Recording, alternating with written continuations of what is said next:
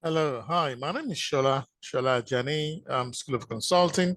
I'd like to take a few minutes of your time to go through what you can expect from the 12 weeks of training. So very briefly, I'm mindful of the fact that you're quite busy. I'm going to be sharing my screen and going through the subject matters that we're going to be looking at.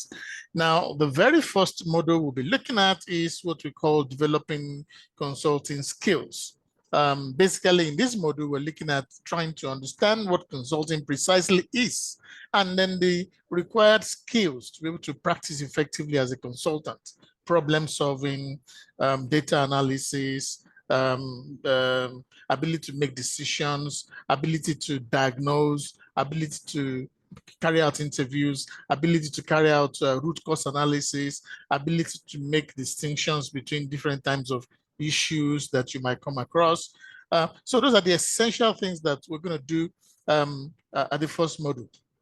The key skills a consultant needs, which you probably do have, but just emphasizing those skills. And in the practice of consulting, what are the processes? For instance, there are four major things that you look out for when you start a consulting assignment. What are those things? So these are some of the things that we're going to be looking at in module one. Module two is quite instructive and very important as well. We're going to be looking at the tools, methods, and techniques. Now, this is where consulting separates the boys from the men. There are specific tools that you can deploy in specific circumstances. And so part of the training would afford you the benefit of having access to about 50 tools, methods, and techniques. 50 tools, methods, and techniques, from case study analysis, framework development, comparative analysis, SWOT analysis that you're probably aware of, cost-benefit analysis, and then different templates as well that you can use in different situations. How can you cover up skills gap? How can you do business requirement analysis? So many, about 50 of such tools, methods, and techniques come with the training. That's module two. Then module three is defining your consulting services. One of the key things we do at the school is to help you define your consulting services based on your skills and experiences and the gap in the market. A classic mistake people make is they go into consulting simply based on their own skills. It is not enough. You need to look at your skills. You look at the gap in the market. You look at who are the existing providers. You need to look at what the demand is in the market, not solely on your experience. So we're going to be looking at that and helping you to define your own consulting services. Building on that is now your business model. Your business model is how do you make money, or how do you intend to make money from consulting?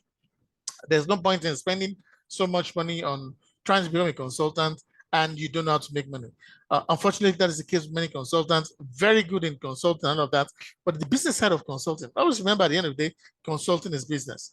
At the end of the day, how do you make money from your consulting services? The next model we're going to be looking at is how to segment your market. How do you differentiate your market?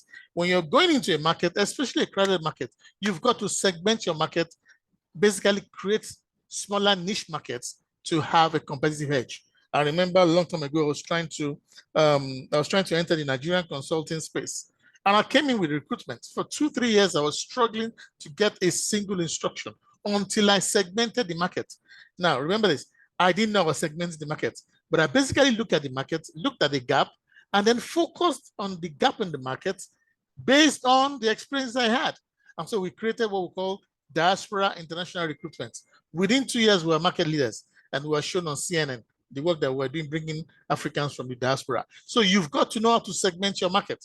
Otherwise, you will struggle in a crowded, an existing crowded market space. And then number 6, module 6 is consulting solutions. How do you develop your consulting solutions? How do you develop products, basically?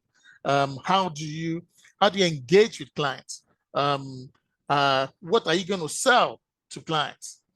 So this is very key in terms of developing consulting solutions. As a matter of fact, we're very strong on developing products. You've got to develop products. I tend to say there are 2 classes of consultants. There are consultants who chase after instructions. And there are consultants who have developed their own products.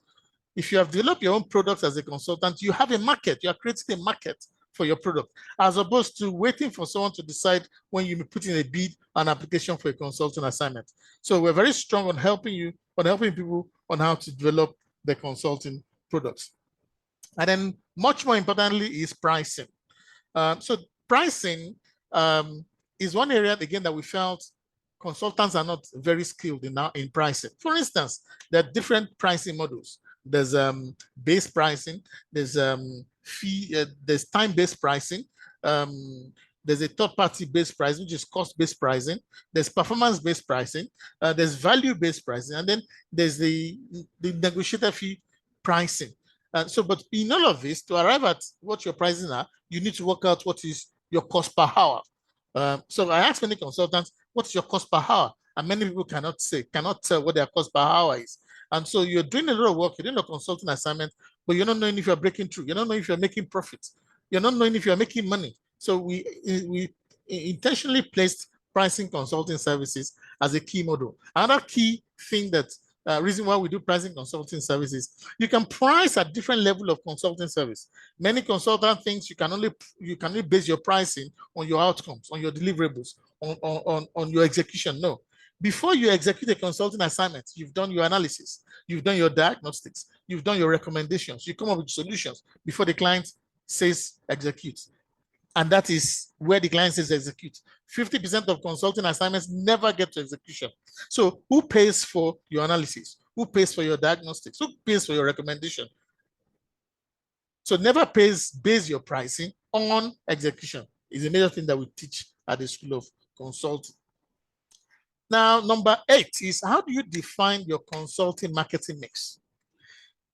Marketing mix is the price, the products, the place, and how people get to your products, basically. So in terms of your distribution, in terms of the product itself, in terms of the fact that you have a product, you have a price for the product, okay?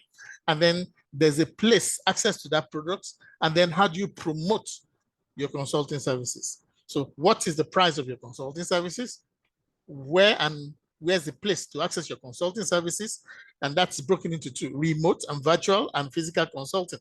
Truth of the matter is many people have moved away from physical consulting. How do you have remote consulting? How do you offer virtual consulting? Those are the kind of things we look at. And then promotion. How do you promote your services as a consultant? How do you overcome the constraints of advertising that many professional bodies do face? Number 7 is very key. Module selling is very key. How do you sell or bid for consulting assignments? We said 2 things there, sell or bid. When you bid, you are putting yourself open, putting yourself out there, competing for assignments. When you sell, you're selling your products. So there are 2 different things, okay? So we emphasize more on the selling because you have a product, as well as looking at bidding. The only emphasis is when you're bidding against so many people. When you're selling, you reduce your market size and increases your chances of success. Module 10 is managing the consulting assignment. Before you manage your consulting assignment, what needs to be in place? Your terms of reference, your contract, before you start your consulting assignment. Many consultants make the assignment of starting a consulting assignment without clearly define what the deliverables are. Deliverables and expectations. Expectations is what does the client expect. Deliverables are what you're going to deliver. There needs to be an alignment between those 2, because ultimately the client satisfaction is the basis for deciding if the consulting assignment is successful or not. And so there are some critical things that you do. For instance, many people start a consulting assignment and realize that, oh, they quoted a lower figure. They quoted the wrong figure. Why? A lot of what needs to be done before delivering the consulting assignments has not been done. We teach you at the School of Consulting. And then finally, how do you deliver a consulting assignment? Using project management, using risk management, using quality control. What are the lessons learned? How do you deliver a consulting assignment? How do you use the waterfall model? How do you use the agile model? Waterfall is, hey, you deliver an assignment and whereby you're giving the assignment and 6 months time you bring it back.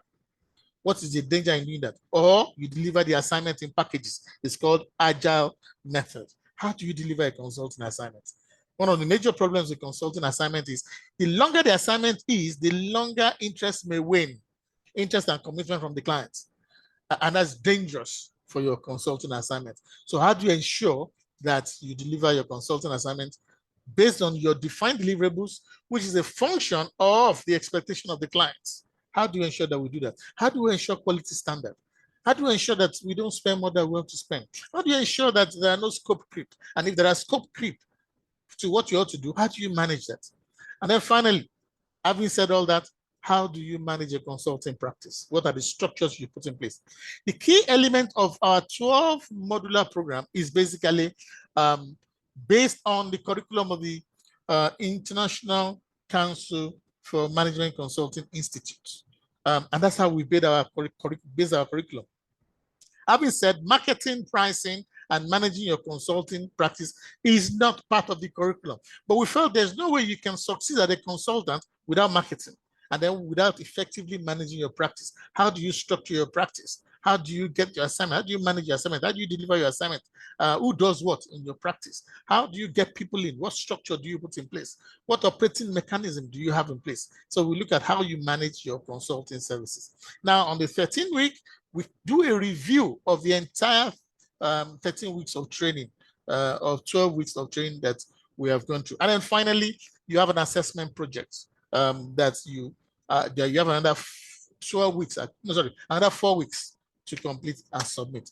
That is a summary of the School of Consulting, the 12 weeks program starting very soon. So register and let us have you join us. This is the last class of the year and last cohort. It's a 16 cohort, and we look forward to seeing you. Thank you. I'm signing out, but you sign in to start your training. Thank you. Bye-bye.